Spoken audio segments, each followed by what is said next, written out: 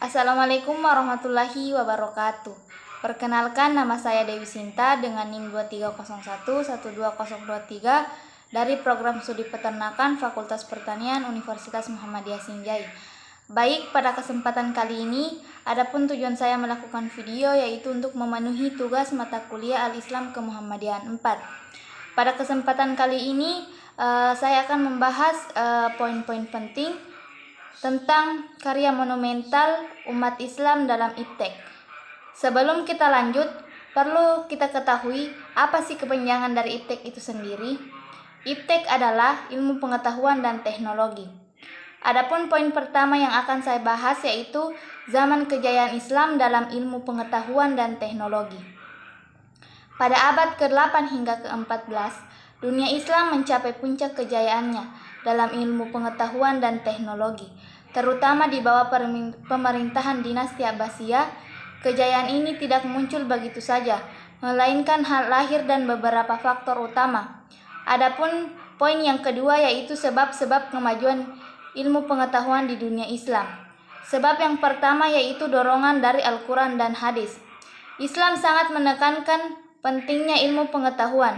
Dijelaskan dalam Quran surah Al-Alaq ayat 1-5 menjadi bukti bahwa bagaimana wahyu pertama yang diturunkan kepada Rasulullah berisi perintah untuk membaca dan belajar.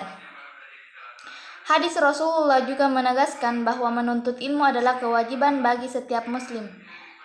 Adapun poin kedua yaitu dukungan dari pemerintah. Khalifah dinasti Abbasiyah seperti Harun ar-Rasyid dan Al-Ma'mun memberikan perhatian besar terhadap ilmu pengetahuan. Salah satu bukti nyatanya adalah pendirian pengetahuan.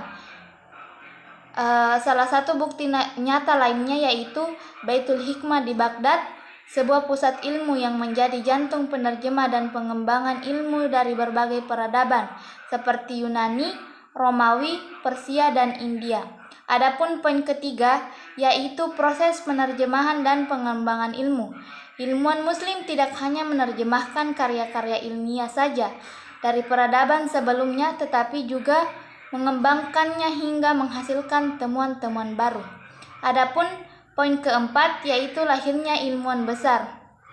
Kejayaan Islam di bidang ilmu pengetahuan melahirkan tokoh-tokoh besar seperti Al-Khawarizmi, yaitu ahli matematika yang meletakkan dasar bagi algoritma. Kemudian yang kedua, Ibnu Sina, pakar kedokteran yang karyanya Al-Qanun fi Al-Tib menjadi rujukan dunia medis. Kemudian yang ketiga, Jabir Ibnu Hayyan, yaitu perintis ilmu kimia dan farmasi. Yang keempat, Ibnu Al-Haytham, yaitu ahli politik yang mengembangkan teori penglihatan.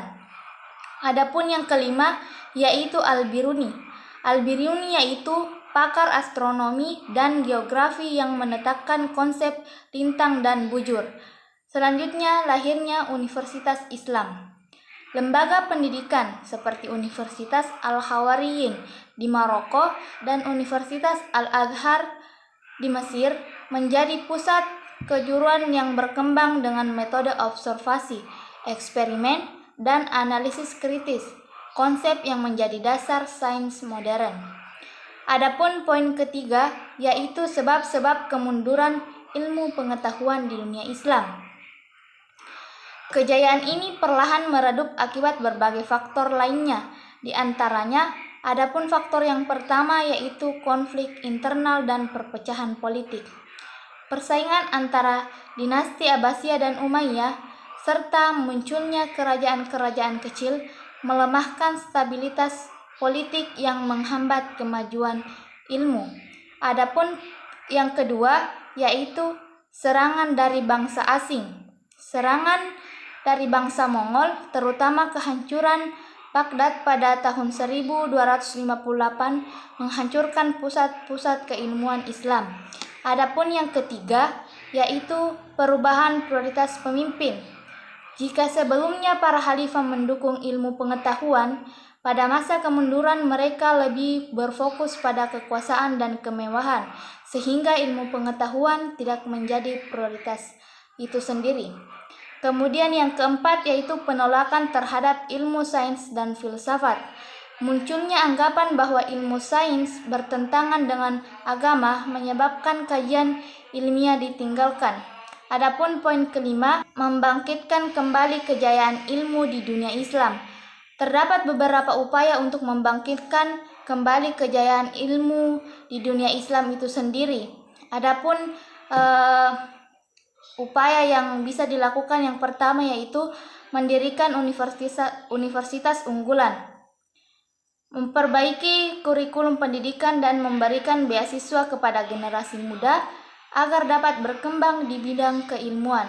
Adapun yang kedua yaitu menanamkan kesadaran bahwa menuntut ilmu adalah ibadah, di mana pendidikan harus dikaitkan dengan nilai-nilai agama, sehingga umat Islam menyadari bahwa belajar dan meneliti adalah bagian dari ibadah itu sendiri. Kemudian yang ketiga, mengembangkan riset dan inovasi, di mana mendorong penelitian dan pemikiran kritis agar umat Islam tidak hanya menjadi pengguna teknologi saja, tetapi juga pencipta inovasi itu sendiri. Yang keempat, yaitu meningkatkan peran pemerintah dan masyarakat. Adapun peningkatan peran pemerintah dan masyarakat itu sendiri melalui dukungan dana untuk penelitian serta pembangunan budaya. Literasi perlu diperkuat agar ilmu pengetahuan kembali menjadi pilar peradaban.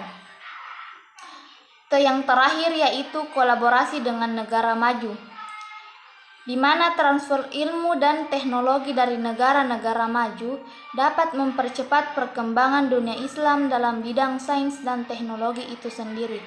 Mungkin itu saja yang sempat saya sampaikan, lebih dan kurangnya mohon dimaafkan. Saya akhiri dengan ucapan nun wal qalam yawma yasturun billahi fisabilil haq wastabiqul khairat. Assalamualaikum warahmatullahi wabarakatuh.